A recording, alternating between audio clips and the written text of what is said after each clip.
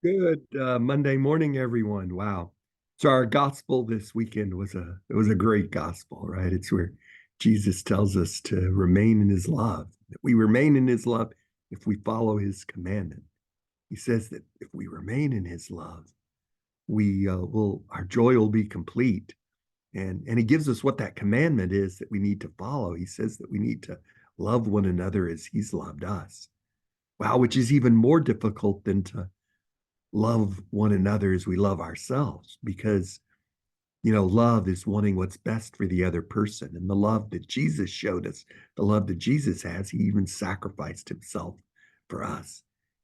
He even did what's best for us even over the expense of what's best for himself. That's what we're expected to do, is to make those sacrifices, to want what's best for the other person even if it means we must make a sacrifice. And that's almost impossible for us to do as humans. Three things that we need to do. We need to learn from others, we need to practice, but ultimately we need to have the Holy Spirit. It is only through the Holy Spirit that we can love one another as Christ has loved us. We learn from one another and seeing the joy they have when they love. I mentioned in my homily the Amazing Grace Mass, right? The Mass for special needs students. Such great joy because there's such great love there.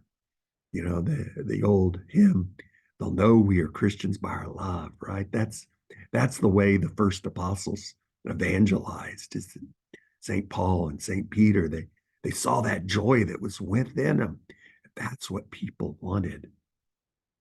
But we must also practice, right? We must practice going out of our way, practice loving within our family, within our community, but stepping out beyond that to help the stranger, right? We talked this weekend about St. Vincent de Paul, and what a great need they have over there at St. Vincent de Paul. It's the economy goes up and food prices go up. We need help in the food pantry.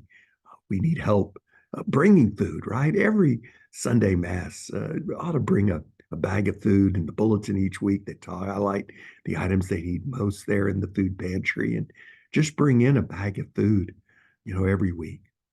But ultimately, well, no matter how much we learn or practice, right, we ultimately need the Holy Spirit in our life. It is only through the Holy Spirit that we can love as Christ has loved us.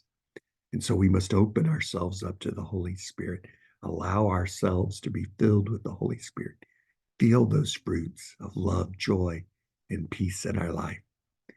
Hey, everyone, I hope you have a good week, and we'll talk to you on Friday. Bye, everyone.